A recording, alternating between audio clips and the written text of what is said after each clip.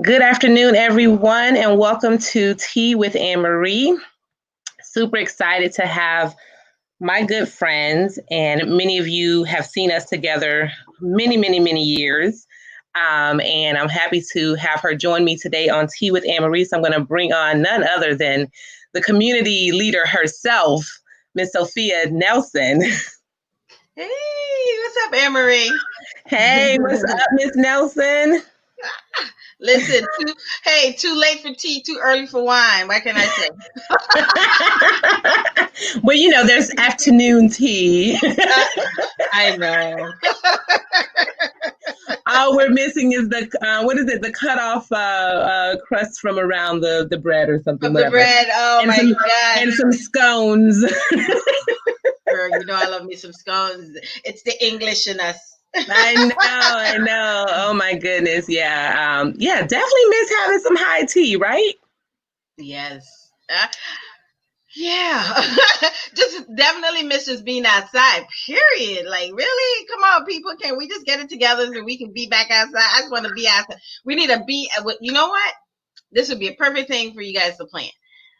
Wait for us to plan. when outside opens up, we need a be out day, like a complete. Remember, you always talked about a be out day. A complete be out day, sports, food. I mean, just think about anything that you could possibly do that you were wanting to do while we were stuck inside. It's the ultimate be out day. Make some be out day shirts.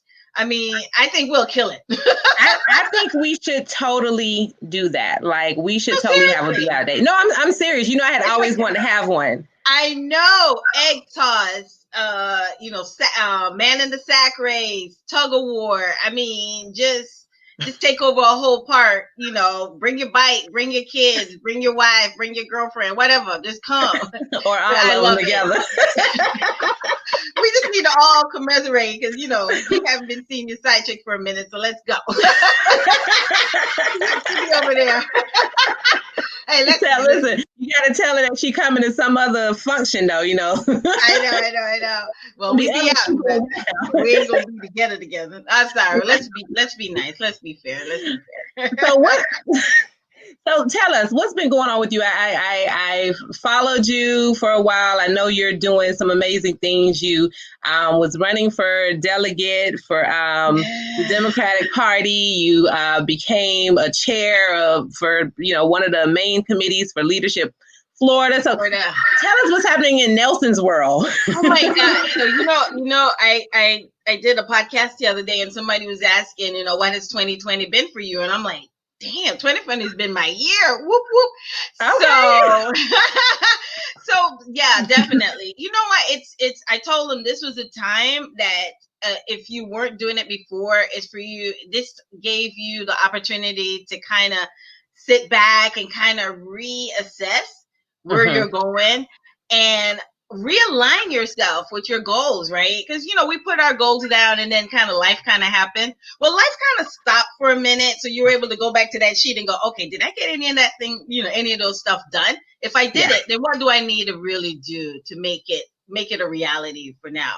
So yes, so one of the things that I've always wanted to be was a delegate to the conference. Every year I'm on a campaign. So I've never actually gone to the big conference and kind of just be in the sea of what it feels like to be a Democrat. You could be a registered Democrat, but you could be a foot soldier, right? So I wanted to be a foot soldier. I wanted to be on TV marching in with, under the Florida flag, and basically was one of the people to cast the nominations for who would be our potential president. That's historic for me, right? And that's so exciting. I know, right? And guess what? I still be able to cast my vote for the president, but I won't be able to feel that thing that I wanted to feel in Milwaukee because, of course, with COVID, that's canceled. So we're not there physically, but we'll be doing it virtually. So I'll still be able to make my own personal little history doing that. And I'm excited to know who the VP is. I don't want to put any odds on it, but, it might be somebody that look like us, and I'm completely excited about that.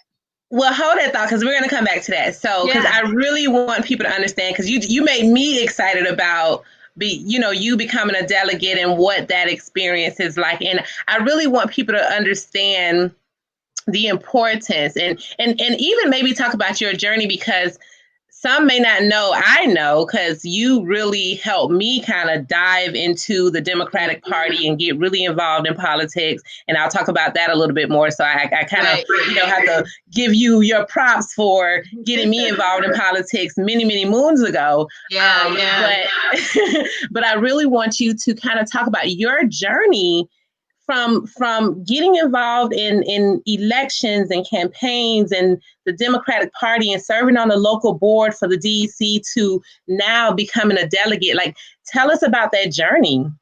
Well, I mean, activism has been, are you echoing on your end or that's on my end? It might be on yours, but let me turn my mic down a little bit. Okay. Activism has always been in my blood. My family was helped, with the independence of Jamaica. And so, like I said, I grew up with that history of understanding where we fit in policy and procedures that happen to govern us as people, right? So I started actually volunteering when I got to college. Really delving in. I've always participated when I grew up in Jamaica in elections and understanding what I mean. My family is full what they call laborite JLP, so we were always immersed in that, and I understood what that meant. And so when I moved there, it just, all you could do was just pick up the baton and just keep it going. And so I actually volunteered on Clinton 1 when Bill Clinton first. I was a freshman in college, and I would go knock on doors all in the hot sun in Daytona saying, hey, you need to be a part of this process. You need to be. And it just kind of flowed with me. When I came back to Palm Beach and we started working together, I dragged you. I dragged Ann Marie, because we were still young Democrats at the time. I dragged Ann Marie to a Young Democrats meeting. And in that first meeting, I became, I think, the treasurer. And what did you become? The secretary? I think I became the secretary in the first meeting. And so, from then we just been, but it's always intrigued me, not just to be a voter. I always wanted to know how the sausage was made. If I'm going to do anything, I want to know, how do you make the sausage? How do you become a candidate? How do people get elected? How does all of this work? And so I immersed myself in that. And being a young Dem, I was a young Dem for 5 years or so. You were a little bit younger. And many people don't know we have a 10-year age gap. So yeah, we do. Still a young And so from there, and just doing that activism, we jumped into campaigns, started working with a lot of local campaigns, got on Obama's before Obama campaign, then Clinton too, worked that.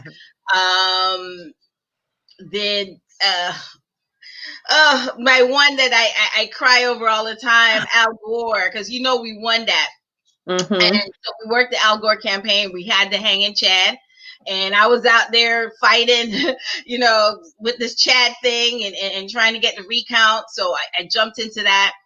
When Kerry came around, I actually worked on the legal side. I'm not a lawyer, but I play one in my head. I worked with People for the American Way, and I worked with them to work with lawyers who came to Florida, who came to Palm Beach, to make sure that we did not have the debacle that happened with Al Gore. And so we lost those 2 races, again, pain. But I moved on to Obama 2008 and was one of the regional field directors for that. Dragged you into that too. Yeah, you dragged me in all the politics. My first rally was John Kerry. And remember down in Boca? Yes.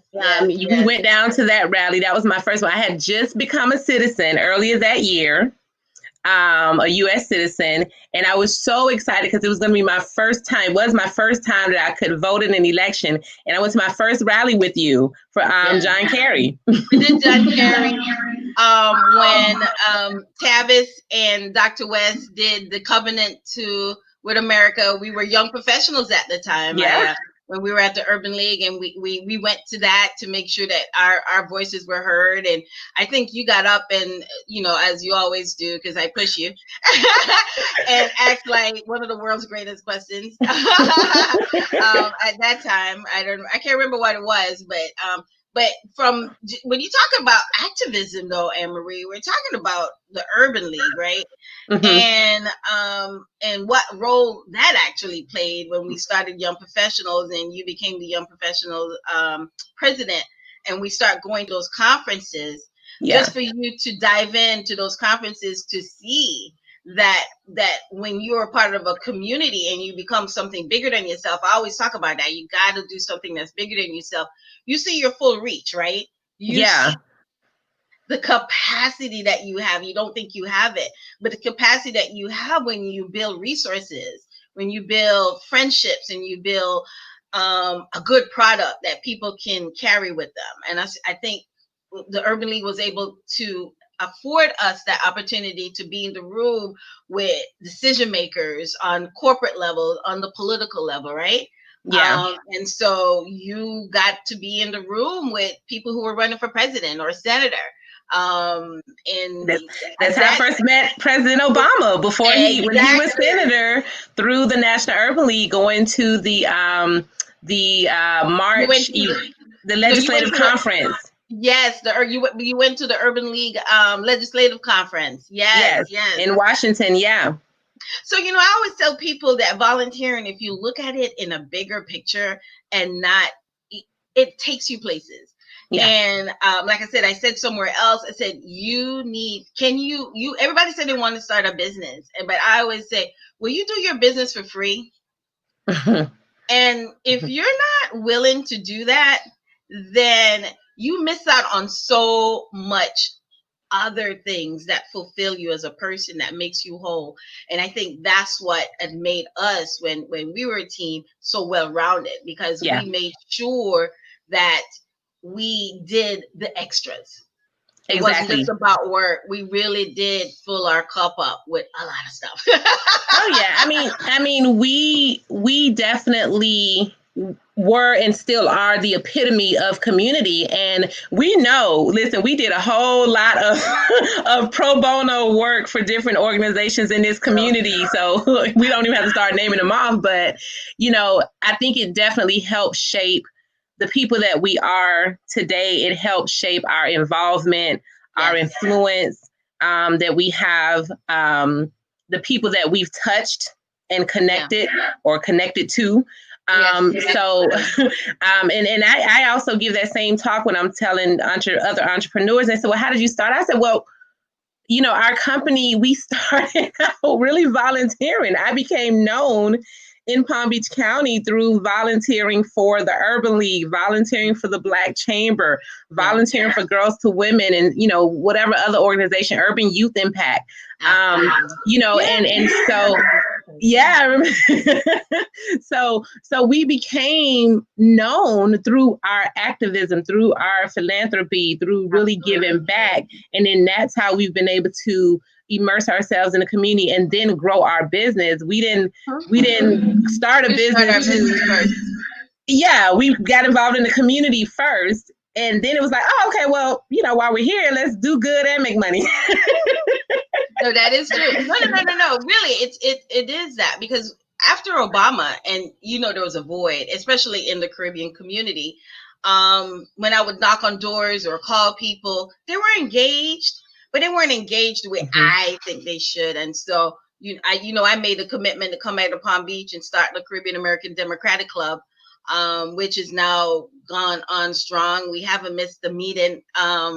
And we've just been kicking it from the volunteer side. And I don't have a lot of people younger than me in the club, but when I tell you our aged wise seniors, they get it and they want to be able to pass the baton. But we have to do better with people that are behind us to bring them to the fold. And so the Urban League itself and the young professionals was that catalyst when I Yeah. was that age. We don't have that thing that they can go to have their questions answered, and none of that. And it hurts my heart to see that that's not there. Yeah, and it hurts my heart too, because I appeal to our young professionals out there. I just hit the 40 mark, so I'm still included a little bit, but I'm kind of getting up there. But I think one of the challenges, and we experienced this firsthand, Sophia, with young professionals, especially when I was there as president, our challenge is, and I saw this when I saw some spin-off groups. Well, listen, that's a lot of groups that still aren't around. Yeah, and I'm gonna call it out, because this is the problem, guys. We don't have to reinvent the wheel. The Urban League is 100-plus-year-old organization that is there to not only serve the community through variations of program with over 100 affiliates across the country. We were the first Urban League Young Professionals chapter started by Sophia in Florida. We helped start Broward County, who's been thriving. We helped start Orlando, right? And as an offshoot Tallahassee when they were operating. Yeah, but what ends up happening is young leaders come in and they don't understand the movement and the mission of the Urban League, and understand that you are an auxiliary. You are here to help with the movement. You're here to be that community advocacy component, that community service component, and still be involved in things like policy and politics and things like that. There's so much power and reach in the Urban League Young Professionals, and to have 100-plus-year organization behind you. So now when you want to go spin off and start other groups to compete with the group we have here that has 100-plus-year history, to me, that's mind-boggling. Well, the whole mission of, you're echoing on your side again, the whole mission of the Urban League Young Professionals, more than anything, was when you have new executives or potential executives coming into companies, FP&L, the banks, even a bank teller, whatever that may be, they need to be groomed. And so when the impetus of coming up with the Urban League Young Professionals even came to mind, was the simple fact that, well, they needed to be groomed. And what was the best place to groom them? Somewhere that was going to be a safe space for them, right? Yeah. Where you could put together a board of their peers, and you could let them know what's happening in the community. You could let them know what is happening in the corporate world, as well as in a region that they wanted to be a part of, right? And so when you're talking about that, remember, there was no Black people on the Governors Club other from Mr. Hayden at the time. And we were able to get them through our partnership to start a junior board, remember? Yeah. And we were at the Governors Club. At the Governors Club. And we were able to then bring in additional people to that. None of them had heard of Leadership Palm Beach County. We were able to, Bradley was able to get on the board of governors for that after he came to Young Professionals and became a part of Leadership Palm Beach County.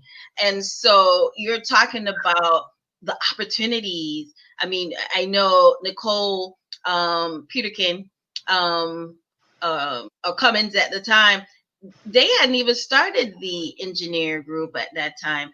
And Nesby. Nesby, and as a part of our group, they were able to start that group to make that might go. So the thing is, you can do something, but when you, like you said, when you have that 100 years behind you, number one, it won't become hard for you to fundraise because it's not something new.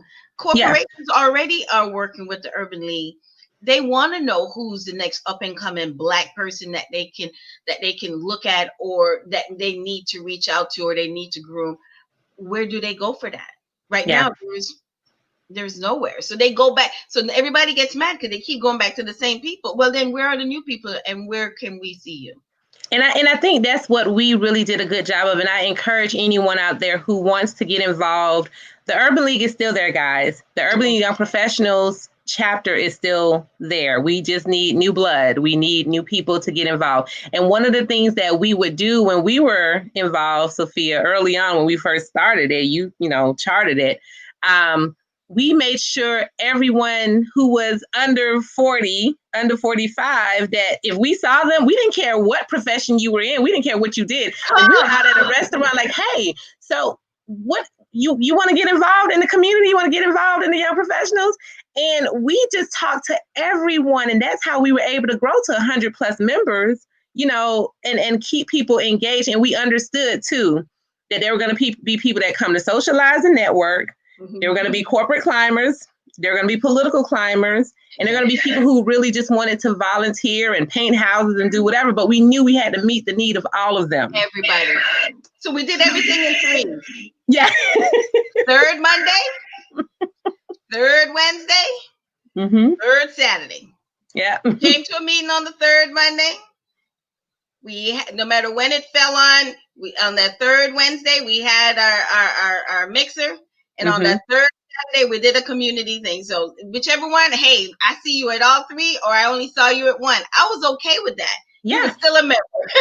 Exactly. And you paid your dues every year and you were still a member. But, so I think, and I really hope that we can get back to that point where we have a thriving young professionals in Palm Beach County. We hope that NAACP, remember we had a very thriving NAACP.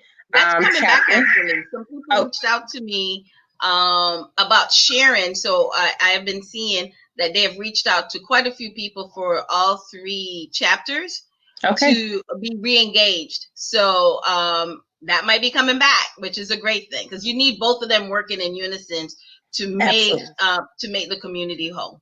Absolutely. What was it? The NAACP was the courtroom and the Urban League is the boardroom. The boardroom. Yeah. Yes. I mean, let's not forget the Guild. You were the president of the Guild. The youngest president of the Guild ever in history. Hey, we were the youngest members of the Guild. Well, me, you, and LaShawn. Hey, but we like hanging out with the older folks. That's where you get your wisdom and everything. Like I said, those are all, once you start aging, you look for other things to do. I jumped onto the Caribbean American Democratic Club bandwagon and been pulling that with a great team, like I said, of very seasoned elders who keep me on my toes because they ask me every day, what's next? I'm like, Lord, I got a job. Y'all retired. Can I just give it to y'all and y'all just carry the water? I promise I'll give y'all credit, which I did. I just gave them credit, right? And then after my years in toiling, I was elected to be on the Palm Beach County Democratic Board. So I am the secretary of that board. It's an elected position, meaning that you have to participate actively in party politics. And what that means is every voting area is a precinct, and every one of those needs to be represented by what we call a precinct leader. So I'm a precinct leader for my area. Being a precinct leader makes you eligible to be a part of what we call the Democratic Executive Committee. The Democratic Executive Committee should be made up of 2 members of every precinct in Palm Beach County. Of course, that doesn't happen. And it's not just Democrats. Republicans do the same thing. They all have precinct leaders that make up. And so people run against each other. And so your name potentially needs to be on a ballot. So just when all candidates have to file, I have to also file and fill out my candidate paperwork. And it so happens, and most time the community is not active, so you are duly elected, and you are the precinct captain for that area. Sometimes they're contested. And if they're contested, then you are on the ballot, as in anybody else. And so people would vote for you. But most times that is voted on in November. And so for me to be in the DEC, for me to be on the dais, as the first Caribbean and Black woman to be on the dais, that's how I was able to get to that position. I also sit on a couple of statewide committees. I am on the state executive committee also. So I do vote on who is our chair for the whole state. I also vote on who gets to represent the state of Florida on the Democratic National Committee, and also vote on policies and regulations and our bylaws that operate our state operations, which is a great thing. On the judicial, from the committee side, I'm on the Diversity and Inclusion Committee. And I'm also on the Judicial Oversight Committee. So if anyone has grievances against the party within the committee, I sit on that board that also looks at those grievances. So those are some of those roles from a political side. That's my political life there. And it's a very full and amazing political life, but what I will say is that, and in part of giving you your flowers, right? You have engaged so many in Palm Beach County into party politics and just politics in general that would not have normally been engaged, would not have ran for office, would not have even have known where to start, right? And so, kudos to you for always being that voice and being inclusive and being, I think one of your hashtag is the connector or something like that. Listen, it's hard to become very old to connect sometimes. So like, you need to pay me for this. No, I get what you're saying. Yeah, but it's so needed, because if it weren't for people like yourself, like you said, first Black female to be on a DEC's executive board in how many years, right? And we still need so much involvement from our community in DC, because, and I know you would probably mention this, people think that because they're a registered Democrat, that it automatically makes them a party member. No, it doesn't. You're a Democratic voter, but not a party member. Yeah. And so, even educating people about what that means, and people don't even know that there are clubs and caucuses, and, that had been a whole learning experience for me. So maybe you just kind of dive into that a little bit. Well, we have many different caucuses. So here in Palm Beach County, we do have the Black Caucus. And that's ran by attorney Richard Rouse, former City of West Palm Beach commissioner. And so basically they're actually governed by the state Democratic Party, and their whole mission, I don't want to speak out of turn from what they're doing now, but their whole mission from the state level is to engage Black people in the voting process, to make sure that the resources are on the ground to get our candidates into the names of our candidates into the households of people, Black and brown people, or just Black people, period. And so I know they had a little hiatus, and they're ready to make that comeback now in the most important election of our lifetime. And I know we say that every election, but Lord have mercy, this is the most important election of our lifetime. So much is riding on this. I mean, if you don't vote for anything, vote for Ruth Bader Ginsburg, please. I mean, can you imagine that our life is hanging on an 89-year-old or 92-year-old woman who keeps going to the hospital? I mean, let's stop that. We need new blood, and we need change. We just have to. It's critical. I forgot to mention that I was part of the Democratic Professional Council. I mean, oh my God, how could I forget that? I know. That was one of, if I had to put a feather in my hat, I really appreciated being a part of that group. That group was Wendy Lipstick, who works for Ted Deutsch. You had Michelle McGovern, who at the time was not the district officer yet, but for Senator Bill Nelson, and many of those people. But at that time, we were very cutting edge. I mean, we brought Joe Biden here for lunch. Yeah, I remember that. When he first decided to run for president years ago. This was in like what, 2003, 4, 5? Yeah, 3, 4. Yeah, it was way before Barack when he first. I think he was had exploratory when Gore or somebody was thinking about running. We had Dick Gephardt here. Everybody remembers Dick Gephardt. We've had Richardson, the former governor of New Mexico. And one of my favorite, Tom Vilsack. You remember why I love me some Tom Vilsack? Because he was an orphan. Yes. He's like, I love him. He's an orphan. He's an orphan. We need to vote for him. We gotta vote for him. Really? Is that the only reason? But I just loved him. I thought he had great hair. I mean, when you talk about politics, listen, it's a package. You know that. And that was the first time the Democrat Professional Council brought Senator Barack Obama here. Remember, we went to see him at the Kravis Center.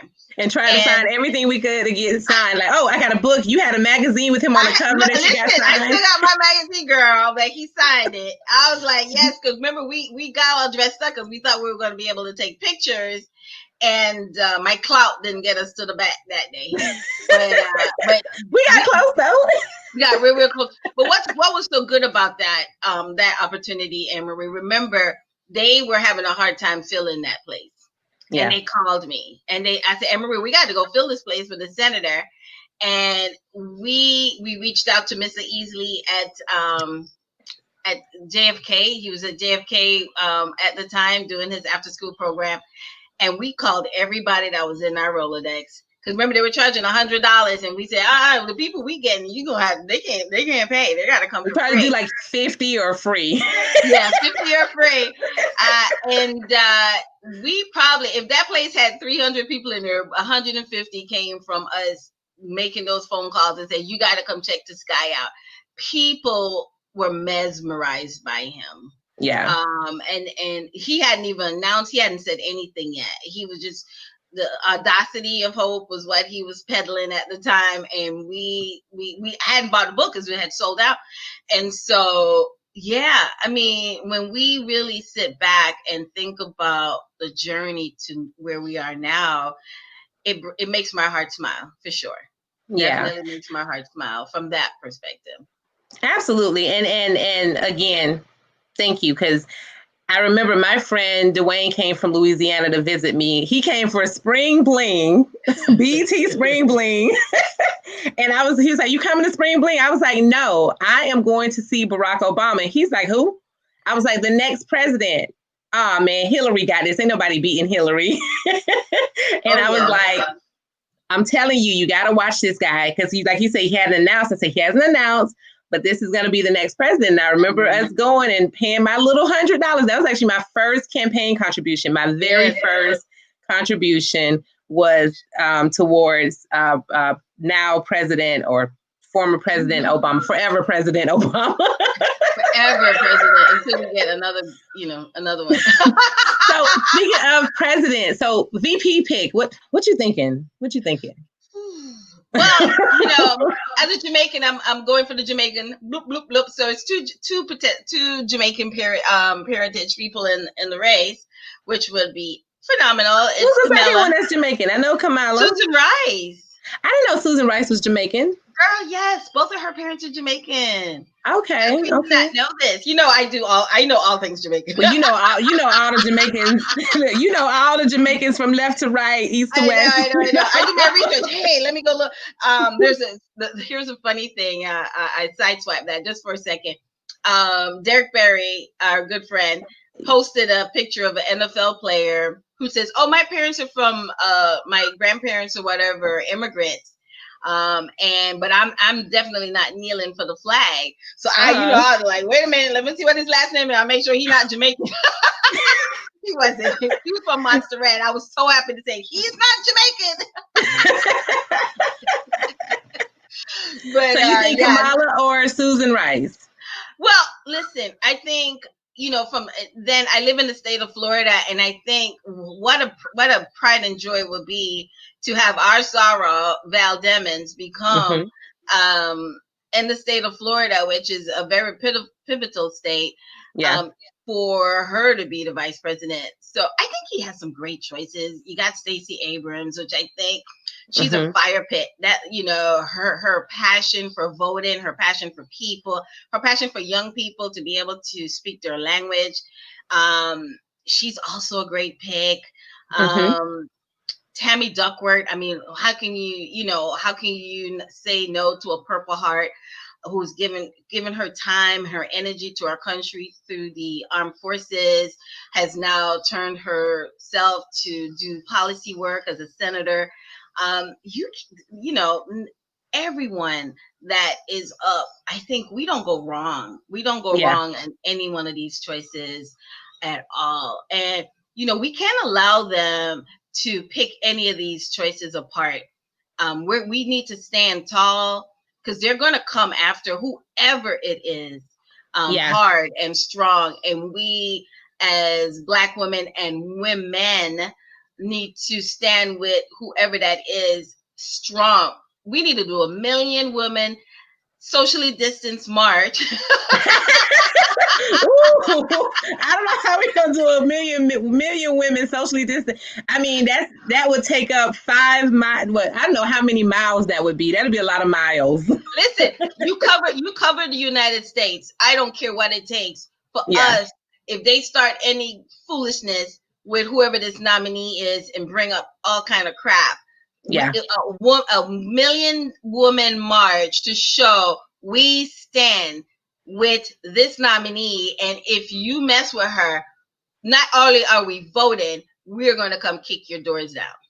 And I agree, and I don't want to leave out our other soror, Keisha Lance Bottoms. Oh yes. How could I leave out Miss Bottoms? That's right, and she's taking a lot of heat from her governor with COVID and the protests and everything like that. But we stand strong with her. But no, I agree with you. Whoever, and I think that's where some of it really went wrong. And I appeal to women. Let's just say women. We have to stand with other women, because had all of us stood with Hillary, we wouldn't be in this situation. I know a lot of us are married and we want to follow our husbands, but listen, they have had hundreds of years to get it right. They have not led with the fidelity that we need them to lead.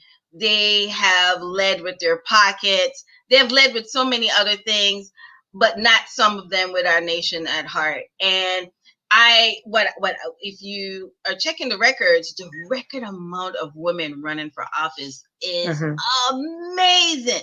The record amount of Black women running for office is, it is through the roof. Yes. We stand with women. It's time. We definitely stand with women. And the crazy part is when you look at the statistics of just like COVID around the other part of the globe. Yes. The leaders who have really gotten this virus under control are women. Well, they're mothers. They just said, everybody go to bed, here's some chicken soup, tuck in, and we finna go. Like, you ain't going nowhere, period. The men are like, well, you can drink the chicken soup if you wanna, and you don't have to. No. As women, we're very deliberate about and purposeful about what it is we want to see out of our children. At the end of the day, when I say our children, I meant collectively the people we govern over, and when we take that with a heavy heart when we have to make those type of decisions, right? And so we sit down and we make the decision that's best. And I think the women around the world who have been put in this place have done a great job of making sure that they thought of everyone from top to bottom. The least of us was on the table. The least of us was given the consideration of how this would affect them. And I don't feel that's what's happening today in America. Absolutely. No, I agree. I agree. It's definitely time, and I'm happy to see women leading. And I don't like to. Neither one of us like to do the whole separation of Black, Caribbean, Haitian.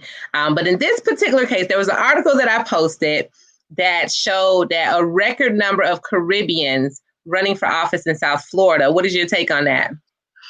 Well, you know how I feel about that.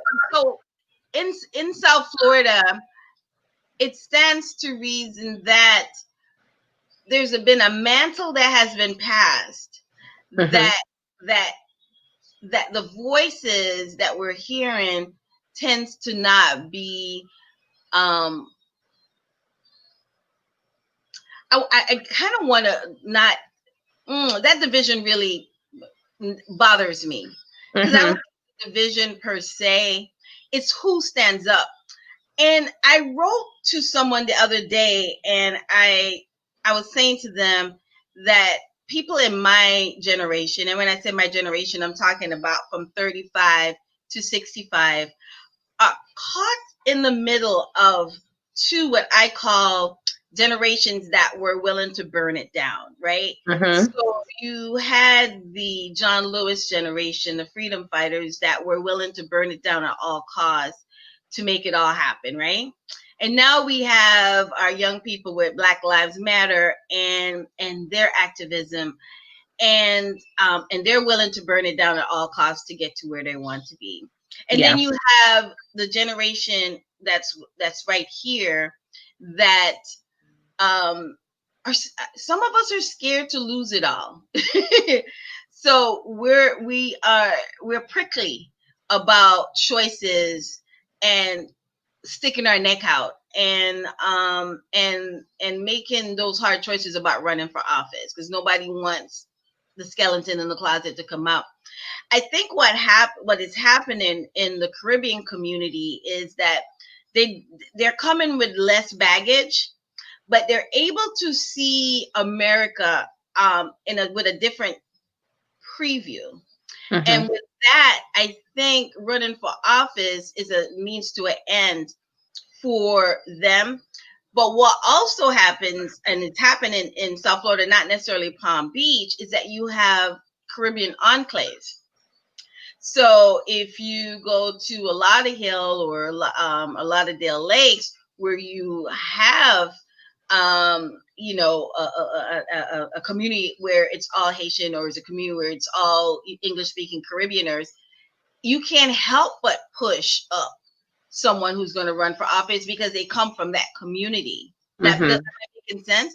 And so they become representative of the community where they're living. And so it's the same here in Palm Beach County. I mean, if you live in Riviera Beach, out from Singer Island, your representative is essentially going to be Black. And so what we need to all do with everyone that's running, no matter if they're Caribbean or Black Americans or whoever they are, is the accountability side, right?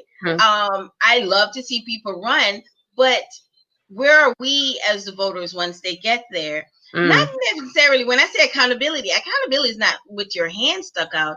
Your accountability is your checklist to say, these are what you said, and I want to then let us sit down or let us have this conversation about what have you done. You said you were going to do this. I saw Brian Johnson down in West Park. Somebody said, what have you done? And Brian brought the receipts, baby. He's like, listen, that's what I want my politicians to come back to my community and say. The silent hand, you didn't see me, but my silent hand was moving. And the programs that you are now benefiting from, this is how, and monetarily, this is how if you're not trying to bring your community to a wealth building focus, then what's your purpose? Vote them out. What's their purpose? Vote them out. I agree. And that's the point. So it's not enough, whether you Black or white politicians to only show up when it's election time. Again, what are you doing respectively in your community? That brings me to what's our Black agenda? Do we have one? Because I feel like every election, do we have one? Listen, the black agenda for me is very simple. Build wealth. Mm-hmm. I can't help you because if you don't help me. And we need to, when they are in our faces, create that checklist. We, the people with voices, go back to the community, we go back to the churches, and we create the space in those churches that they all should have a political ministry. Yeah. Every church should have a political ministry. Amen. You better touch on some toes. Listen, but you know what's going to come up. You know it's going to be, well, we're nonprofit and we have to separate you church can do that. I didn't say partisan politics. I said you should have a political ministry. A political ministry is about education. A political ministry is about knowing the policies that's going to affect your parishioners. A political ministry is knowing who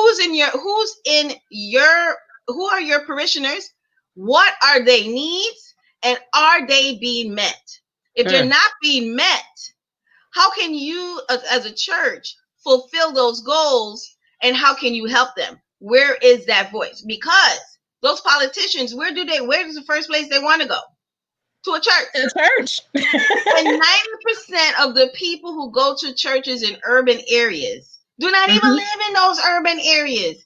They coming from Wellington to go to a church in downtown West Palm. They drive by all that impoverishment and go back to their gated community.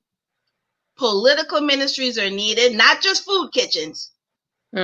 Political ministries are needed because that is how, and I know Tabernacle does a good job of their political ministry because of the simple fact they bring in candidates to speak to their parishioners.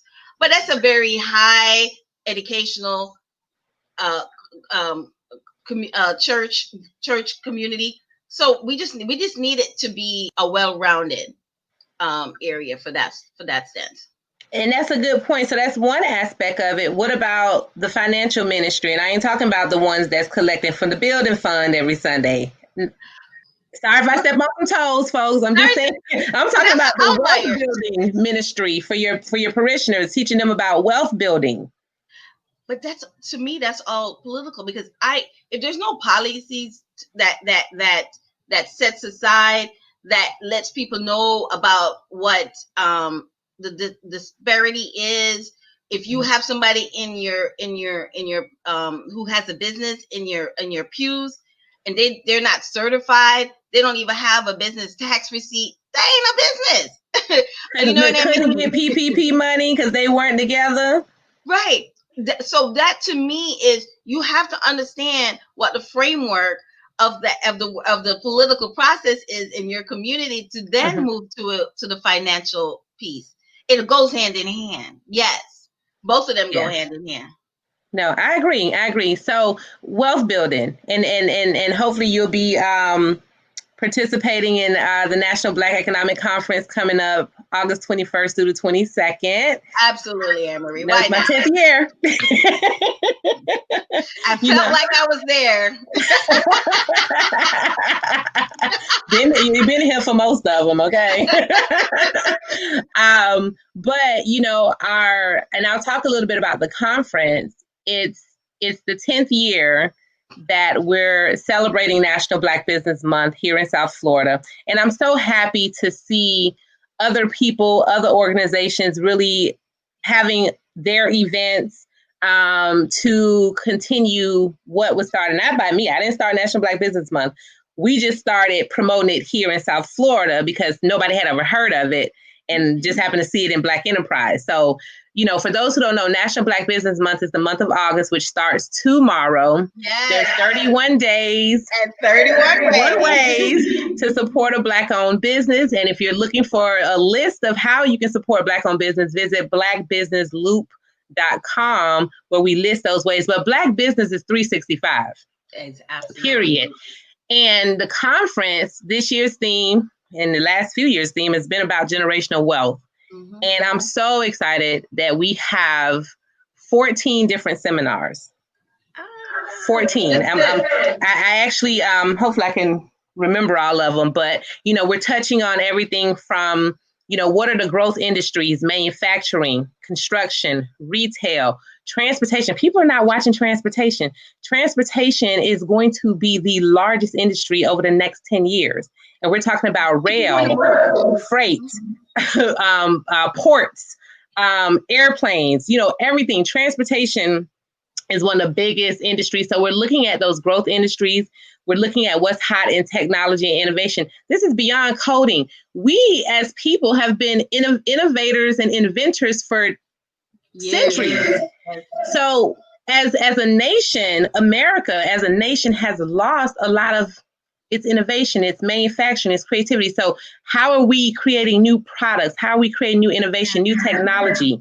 We're looking at cannabis, the $10 billion plus industry that minorities are not a part of in a big way, right? We're being left out of that industry. We're looking at, securing the bag, stocks, bonds, securities. That conversation, the stock market went down. It's been going up and down. Where are we with buying stocks, right? Where are we with exactly? Where are we with having investment clubs? We're going to be talking about, building a family legacy. What is the framework to build a family LLC, an investment, within your family? How does your family invest? We're talking about buy the block. We got a lot of folks out there like trying to pool their money together to buy back our communities. So lots of information, access to capital, equity and home ownership, getting those digital dollars housed. The social media community is using social media platforms to become multimillionaires and create wealth. So we have, the lineup is going to be sick. We're announcing the majority of the speakers next on Monday. I'm excited about that. And it's really affordable. It's $59 for one day or $99 for the whole weekend. We're going to have our Buy Black Expo. So if you want to be a vendor, the information is there to be a virtual expo. This is all virtual, by the way. So it'll be a virtual expo. We're going to have our happy hours each day, our virtual happy hours for you to network and connect. And this year we're rolling out a new experience called the Written Black Experience, which is where we're promoting Black authors from around the globe. I love it. Listen, it's cool. Oh yeah, I won't miss this one. Yeah, it's definitely a full 2 days of, you're going to have to figure out what you want to choose to attend, because we'll have concurrent sessions. But it's going to be jam-packed. We're going to talk about media and its impact on the Black economy. So lots of great information that we'll be sharing at the upcoming conference. And, just really helping people see the silver lining in all of this. And I think at your opening statement, Sophia, you said, using this time to really assess your life, assess the goals that you've set, and have you achieved them? Have you worked on them? If you haven't set financial goals, if this hasn't been a wake-up call for people, absolutely. Get your house in order. Get your business get your house in order, your financial house in order, whether it's business, real estate, savings. I think this time has helped, I hope it's helped people who are able to save money because you're not eating out. You're not, using up your gas as much. You're not, taking trips like you were. When you're saving these dollars, how can you use this savings to now build wealth, So I think that's a great point that our agenda is wealth creation. I've been saying, we be talking about no sleep till a million. Oh my gosh. Right, baby. One of my first hashtags, no sleep till a million. So we're gonna get there. So thank you for my complimentary admission. I got you. No. But what I'm grandfathered in. I know. But no, what I was gonna say is with that, I would under S.A. Nelson, anybody who inboxes me, I will pay for two. Oh, as a push forward. So anybody, small business, any business who inboxes me, I'll pay for two people to attend the conference. Robert. That's awesome. Right now. And you guys can learn more about the awesome. Learn more about the conference at nationalblackeconomicconference.com. You can register there, nationalblackeconomicconference.com. You heard Sophia Nelson. If you inbox her, she will pay only for the first two who inbox her. Only for the first two. I pay for a full day. They can then go in and decide who, where. Yeah. I'll cash app you the money, whatever we decide, and you can go in, and then I will be checking to make sure that you use my money to pay for the conference. That's right. But the whole exactly, but our whole mission is to really make sure that people are getting this information and that they have a roadmap to wealth. And that's what we have to create. We can protest, and protests are necessary. We can march, necessary.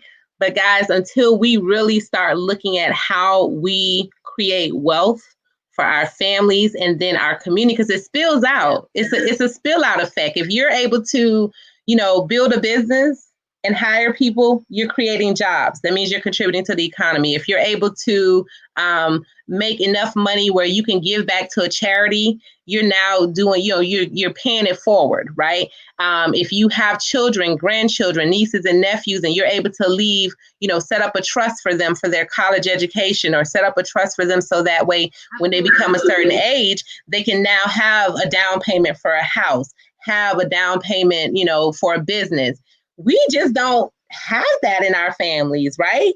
So that is what we're really, really trying to create. That's what we're trying to get out there to people through the conference. It's not just about celebrating Black businesses, which we must do, but it's also creating that framework that we can all rise up from. No matter where you are, you can rise up. You're echoing on your side.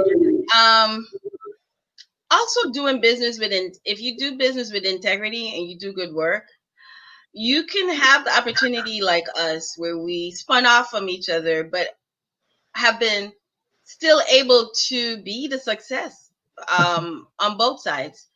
And, I'm not here to just pat ourselves on the back, but I want to say, we don't look at each other as competitors. We are power partners. We've always said that. And so I just want people to realize out there that when you are in business, don't look at anyone, even if they're doing the same thing as yourself, as a competitor. Look at, when you talk about building wealth, it's easier for us, if we're doing the same thing, to collaborate, to really go to the next level. When we don't see each other and we don't collaborate and we don't see how we can work each other to build wealth for us and our community, I think that's a big issue. And it's a big issue for our community if we don't start seeing each other as power partners. How do I take your talents to add to my talents, to add to the other person's talents, to really, really, really do what this conference wants to do, which is to build generational wealth. And because if you don't see it in the next person doing the same thing, then you can't see it in the person coming up behind you. You can't pass that on to your family member because there's no transference. And so when there's no skill transference and it dies with you, then it's done. And so we all start to look in the lens of sharing, connecting, and power. No, I agree, and that's a great point. And we definitely want those who are listening. We had so much love on this timeline of comments. I shared some of them. I don't know. There's so much love on here, and I definitely want people to understand that. Sophia and I, we were great business partners for, I believe, 11 years. And we did some amazing things in this community, some which we have shared with you at the beginning of this call. And just because we're no longer a business partner doesn't mean that we don't still love each other, doesn't mean that we don't still, want to work together and collaborate. There's so much room out here for all of us. Yes, it is. There's so much room out here for us to do business. And like she said, it's not about competing. It's about collaborating. It's about supporting. It's about promoting, because at the end of the day, she's successful, I'm successful. When we're in our world of marketing and PR, it's still the same Oprah effect. We come as one, but we stand as 10,000. Or the Maya Angelou effect. They both, it was originally Maya Angelou's quote, but Oprah uses it a lot. And so when we go and we represent a company and a client, we're still representing every other woman-owned, Black-owned marketing PR firm out there, because we have to do a good job to make sure that the next one behind us is hired, right? Mm-hmm. So it's so much space for all of us. And we do have to get rid of that, that's my competitor, mindset, or, no, I'm not going to, support that person because of whatever reason. Like we don't have to do that. You can do business anywhere in the world these days. Exactly. Listen, we all global. We are all global. We are all global. Global mindset starts at home. Absolutely. So let me see. I think we may have had a couple of questions. Let me just go back and make sure we address them. And then there were some comments. I want to definitely put what Bernadette, our Soror, is having. And so Bernadette and several other community leaders have created the Tri-County Black Voters Network. Yeah, I was supposed to be on that call. Sorry, I missed it. No problem. There'll be many more, I'm sure. And so with the Tri-County Black Voters Network, our goal, and thank you, Bernadette Norris Weeks, for bringing me into the conversation and being a part of this effort. This is an amazing effort to get us to collectively get out the vote in the Tri-County for August elections, which is August 18th, everyone. Well, early vote starts in Palm Beach. I'm not sure in Broward. I think in Broward also, and in Miami, Monday, the 3rd. So early voting starts the 3rd. The last day for you to request your vote by mail ballot is August 8th, which is next Saturday, is that? Yeah. Friday? So the trickiness about, I don't want to get into technicalities of the vote by mail. I don't want to confuse y'all. Yes, the last day, if you want it mailed to your home, yes. Yeah, if you want it mailed to your home, the last day to request the ballot is August 8th. Now, you can turn your ballot in physically in person, right? Make sure you sign it. Or you can mail it. If you're going to mail your ballot, remember, election is August 18th. I advise you to mail your ballot at least 1 week before. Yes. At least. If you wait till after a week, guys, you're really pushing the envelope. It gets a little tricky. At that point, I'd probably just drop it off. Well, what that week does for you, Ann Marie, what that time gives you is if there's any deficiencies with your ballot, meaning your signature, you forgot to sign it, or there's not a signature match, it gives the supervisor of election enough time. And that's why it's important for you to share your email and share your phone number. I know a lot of people like, I don't want to give, but the thing is, especially if you're doing vote by mail, you want to share those two critical communication tools, your email or your phone number, so that if there's any deficiencies with your ballot, the supervisor of elections or their staff is able to give you a call to say, hey, you forgot to sign your ballot. Can you please come down and sign it? When you go down, they let you sign an affidavit that you are who you are. Make sure you take your driver's license and you sign it in front of them, and your ballot is good. If your signature is a mismatch, because God forbid you don't sign it the same way, i.e. it happened to me, you come down, you do the same exact thing. But what they will do for you is if your signature has changed, they'll let you re-sign a voter registration form right in the spot in front of them, and you just re-sign it. All right. So voting is easy. I always tell people that voting is very easy. The tools are there for you to have a very smooth voting experience. You could do it in your pajamas. Mm-hmm. You could, if you decide that you want to go to your polls and you happen to have an absentee ballot, you could still fill out your absentee ballot in Palm Beach County. They now will have a lot box on premises that you will be able to put your vote by mail right there. Remember, postage is now paid. I know Broward's postage has been paid for years. Palm Beach County, for the first time, we have postage paid. So you put it out there to the mailman, it will get to where you need to be. There's also a tracker on the SOE's website that after you have mailed your ballot in, maybe you check 2 or 3 days later to make sure that they are in receipt of your ballot. And then there, it will let you also know if there's any deficiencies if you have not received a phone call. So like I said, voting is easy. All the tools are there. Your SOE website is a resource. Please use it. Absolutely. No, that was really good information. And if you want to get involved with the Tri-County Black Voters Network, there's a virtual day party happening on August 8th. For more information, you can visit the Tri-County Black Voters Network Facebook page to get more information. But it's going to be a lot of fun. We're definitely encouraging young professionals to invite all your young professionals, because we have some a pretty hot FAMU. Oh, no, I'm sorry. We were going to have a FAMU DJ, but I think we got a Bethune-Cookman DJ now. Go out, So we do have a pretty well-known DJ, well-known to the younger folks. Fangs out in. Look. We're not even going to get into that rivalry right here. But definitely check out the Tri-County Black Voters Network. And let me see what else we have. New leadership needed for NAACP. Yes, Calvin, we are on it. Calvin, why don't you do it? He's semi-retired in his head anyway. He's semi-retired.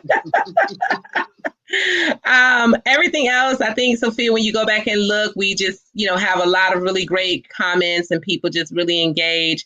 So we'll be sharing this video on my YouTube channel. Please subscribe, Ann Marie Sorrell.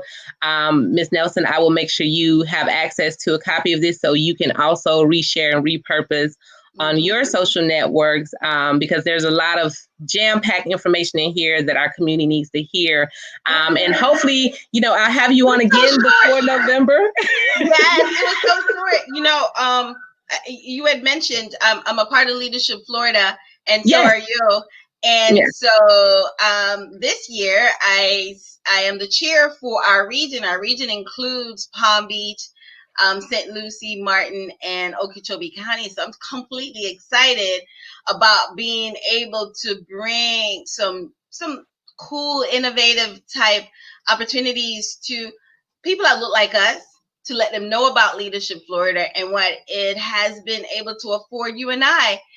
New friends, new opportunities, and access to a wealth of knowledge that I have used and put into my toolbox, my business toolbox, my personal toolbox, and I'm just been happy for that opportunity. And as such, Leadership Palm Beach County, I rep those two organizations to the tilt, because I think anytime you can learn about where you live in a deeper way, it also helps in your wealth creation. I go back to that 31 ways, 31 days. Because if you don't know who is in your community, if you don't know why they're there, and you don't know what they're doing, then why? You need to know. You need to know who's here. all angles of it. And definitely Leadership Palm Beach County, amazing organization. Both Sophia and I are alumni. Class of 2011, best class ever. 2016, the most authentic class and best class. Well, we were the most inquisitive. Clearly, we asked a lot of questions. We just know. And we were authentic because we were just, everything, we just felt it. We're like, oh, it's like, really? Again? Are we crying about something? Again?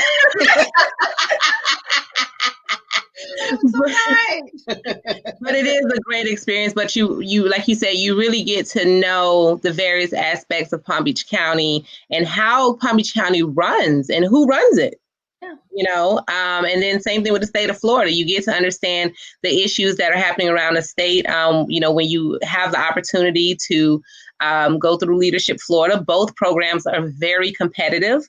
But if you're able to, again, as we said in the beginning, get involved, get to know your community. For those who are interested in joining community boards, Sophia sits on several boards. I sit on several boards. They're not all political. Some are charitable. Some are political. Some are business.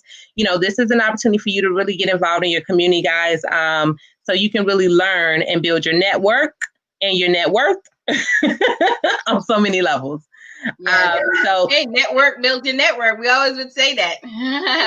Exactly. So what are your closing thoughts for our audience? Wow. That don't gaslight the bridge that you're leaving. Ooh. It's always easy in looking back to say never again.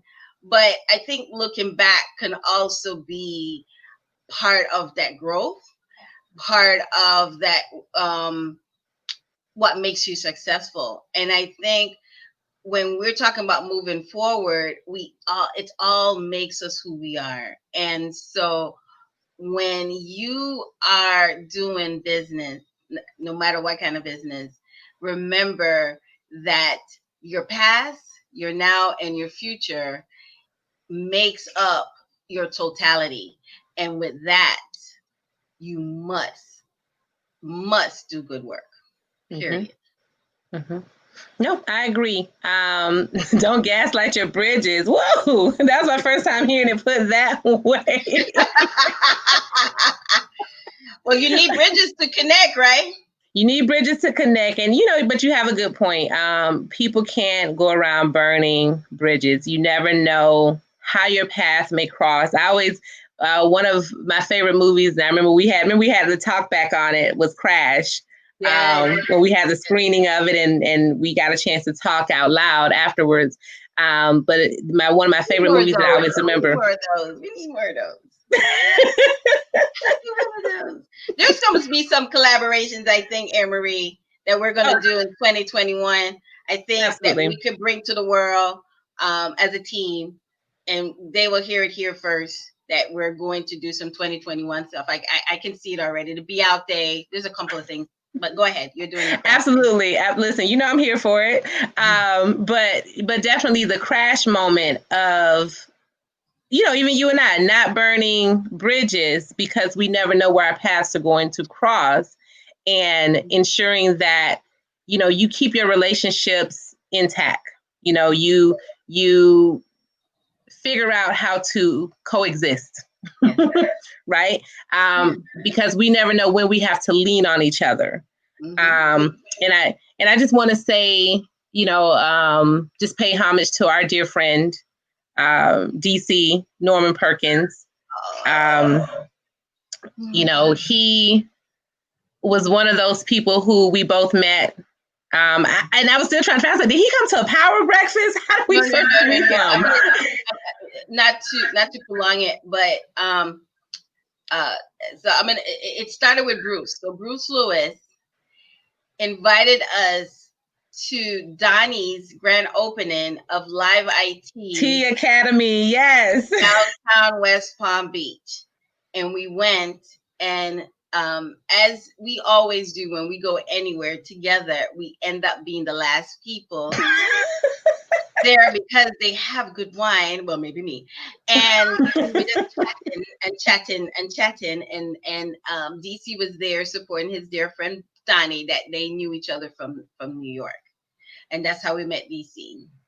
Okay, good. Because I was like, where was our first meeting of him? I could not, I racked my brain and I could not for the life of me remember where the first meeting that we had met him. But I do remember that we couldn't get rid of him after that. Well, you know what happened? Because I think 2 weeks later, remember we did the event for NAACP at the Governor's Club. At the Governor's Club. Mm-hmm. And we invited him and Donnie as our guests. And so he wanted to come to the Governors Club because he had played golf using one of their club corp. So he wanted to come and check it out. And so that was our second event with him. And he's like, man, y'all throw some good stuff. Sorry. And so, yeah, you're right. He never left after that. He never left us after that. But, you know, just an amazing guy, community guy. There was nothing he would say no to. And so, you know, just rest in power, DC. We miss you. We love you. I guess I can't look forward to him yelling out my name in the supermarket in the middle of the store. But for those who are out there, guys, be safe, be careful, wear your mask. This is real. We can't say it enough. We're going to get through this together. We're going to vote because election clearly has consequences. And we're going to make sure that everyone else around us votes, and that we do what we need to do come August, as well as November 3rd. You'll hear more about my campaign in the coming weeks. So super excited. Think about becoming a candidate. You know, I got skeletons in my closet, so nobody else see my name on a ballot. That's okay. I appreciate your support. So, you know, I'll be calling you. Yeah, got my vote. Whatever you need, my friend. Thank you. Thank you. So, guys, thank you so much, Sophia. This has been so much fun. I felt like the good old days once again. Yeah, me in a little corner. You know, we never have a dull moment when we get together. Yes. And so we could go on for hours and hours, and people be looking at us like we crazy right now if we do. Exactly. But we'll do this. Yeah, we'll do this again before the November election, just to make sure that we kind of inform people of what the updates are. Hopefully by then we have our VP pick, so we can talk more about that. Yeah. And then you would have told us about your experience being a delegate. Yes. So I can't wait to hear about your updates, and congratulations on everything that you're doing. You've always been amazing. Keep doing amazing things. Keep, bringing our community up and bringing people up and along with you. Always loved and admired that about you. So keep doing what you do best. Thank you, Ann Marie. Always admire you and love you too. So keep doing what you're doing also. Thank you. Thank you. I appreciate you. Thank you. So everyone, please tune in next Friday. Until elections, we'll be doing this every Friday. Well, yeah, until November elections, I'll be doing this every Friday because clearly there's a lot to talk about. And a lot of people to talk to. Absolutely. Well, thank you for spilling the tea with me on all things business, politics, and community news. Sophia Nelson, you guys please share this video. Share it far and wide. Also, make sure you subscribe to my YouTube channel, Ann Marie Sorrell, and check out all of the other channels that I'm on as well. Make sure you check out Sophia Nelson, S.A. Nelson and Associates / community activist extraordinaire / socialite. Yes. And where can they find you, Sophia Nelson? Oh my God. At Sopnell everywhere.